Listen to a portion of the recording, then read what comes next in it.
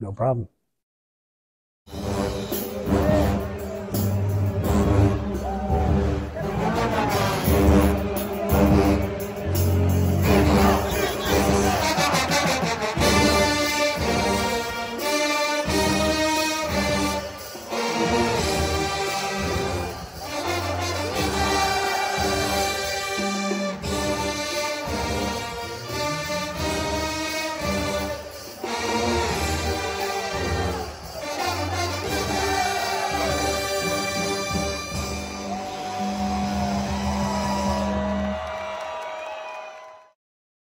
So how would you describe your role in this program?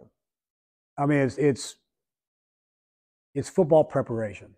So I don't consider myself a strength and conditioning coach, a football preparation coach. We're preparing these guys to play football, and there are a lot of different physiological aspects of that. So between speed, movement, agility, power, absolute strength, rehab, there's a lot of different components, and there's a skill component. There's the vision and cognition component. So there's a lot of different components, and strength and conditioning is just two. And most strength coaches, that's what they live and die by. Yeah. I'm a strength coach, so I'm going to bury you in the weight room. I'm a conditioning coach. I'm going to bury you, out on the field.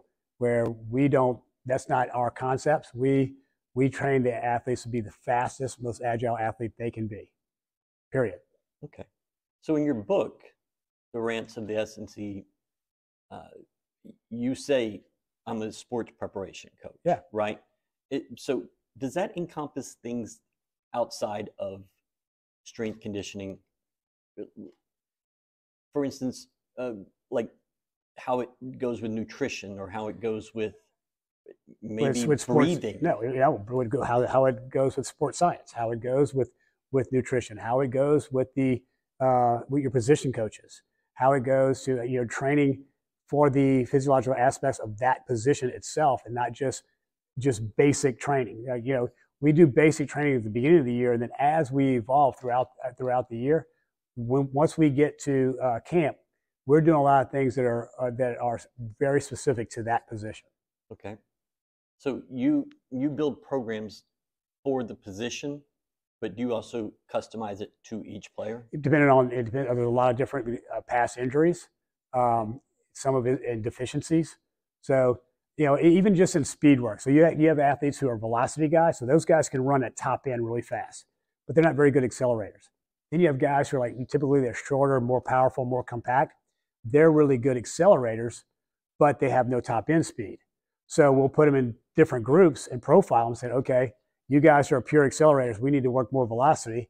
Guys who are more velocity guys, we need to work a little more acceleration. And in the same way, from a plyometric standpoint, most accelerators are very good horizontal jumpers. Most velocity guys are very good vertical jumpers, because you're horizontally pushing in acceleration, you're vertically pushing in velocity. So working too, from a plyometric standpoint, getting them better at what they're not good at, and then you're developing a better athlete. Would an athlete from 10 or 20 years ago understand strength and conditioning today? No, because I think it's 20. Well, some coaches are still 20 years ago. Some coaches are still in 1980s. Would they understand your definition of it? They understand the old school definition of it. Whereas we're just going to lift. It's going to be basic lifting. We're going to bench, squat, pull, or we're going to do an Olympic variation, squat and bench. And then we're just going to run. We're going to run 110s. We're going to run 300-yard shuttles. We're going to run gassers. And that's it. We're going to do strength work. We're going to do conditioning work. But not, with no basic thought of what does it really take to build an athlete? What is an athlete's deficiencies? How can we fix those deficiencies? So would you say the biggest change is you're teaching football skills versus just strength and conditioning coach? Well, teaching skills, but teaching fine points of speed work, of agility work, which is pure reaction. It's not a cone drill. You don't run from one cone to another cone. You're reacting off another human being. So working through those different aspects with sports nutrition, with sports science, with sports psychology. So you're developing an entire human, and not just little aspects of strength, little aspects of conditioning. How much time in a week do you spend learning? I mean, I don't sleep a whole lot, so I mean, I'm constantly either on a podcast, either speaking to other coaches, or reading. Probably at least 2 hours a day, every day. Sundays even longer because my wife's an RN. She works Sunday night, so I can just not have to worry about entertaining her, and I can just read and pull up and research as much as I can. Is it all S&C, leadership, football? It's everything. It's like I saw at one point at Louisiana Tech we had two great corners, both of them playing NFL now, and they had 16 interceptions they dropped, and so I looked at that and said, there's got to be a way I can help these guys. And I just started reading every book I could buy on vision and cognition. Got on a website on a book that I read from an optometrist on the East Coast. And when I pulled up the website, I saw his guy that he had on the website was an LSU player that I had trained all through high school. And so his name was Ryan Schimpf, and I called Ryan up and I said, Ryan, how good is this guy? And he said he helped me get from AAA to the show, and he hooked me up with him. Worked on developing a system for football players, and we work on it. We went from 16, I think, to either 2 or 3 drops in that 1 year, and we were tracking. We tracked drops in practice. We tracked drops in games, and it was a marked decrease. Mm-hmm. I brought that to Tulane. I've started implemented it already here with our DBs and receivers. How much do you need to be attuned to like the style of play, like what Willie's put in offensively, defensively? I mean, it's more offensively because the offense is going to typically dictate the tempo of the game.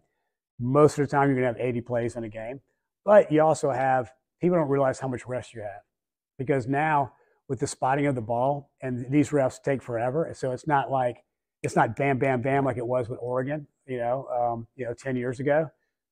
It's a lot slower. So you'll have, between 30 and 45 seconds between plays. You'll have between 3 and 7 minutes between series.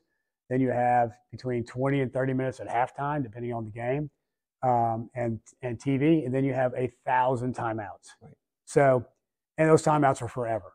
So there is a lot of recovery. A lot of strength coaches want to do all their conditioning really fast, go out there, hit it in 20 minutes, and you're done. Well, the game's almost 4 hours. So if you can't recover, and most players will play 20 plays. If you can't recover 20 plays in 4 hours, then genetically you're not fit to play this game. And so that's why we worry about speed more than anything, because if we can repeat our sprint speed, between 90 and 100% every play, we will be faster than anybody in the fourth quarter. Now, they can be in better condition, but they're in condition to run slow. We're in condition to run fast. There's a huge difference. Okay. What about the day-to-day relationship with you and Willie Fritz? Is that something, is he involved in S&C? Is he? I mean, being a former, when he was in junior college, he had to be a strength coach too. I think even at Central Missouri, he was a strength coach. So he's got a kinesiology background. So he has, enough of a background where I can sit down and get on a board and go, this is why we're doing what we're doing. And he'll go, makes sense. Let's do it. So if I come to him and say, look, we need to do speed work in season before practice. Here's why. Bam, let's do it. I don't go to him often, but when I go to him, it's to say, look, we need to do this. So he trusts me because I'm not going to him for a bunch of different stuff. I only go to him when I think there's a problem and I want to fix it. Does he ever push back? No. Like I thought he would, because you get a little bit of knowledge and you can kill somebody, and it took a year. It took my first year at Tulane for him to trust me. He didn't know me when he hired me. He just knew about me. He knew I was from Louisiana. He knew I was homegrown. He knew other coaches believed in me, but he had never worked with me. And it took that year for him to trust me. What is it about your approach that works for him? I think because he doesn't need to watch me. He doesn't need to tell me what to do. He doesn't need to babysit me. I go get my job done. And, and after the first year, he just let me go. He just unleashed me and said, go do your thing. Yeah.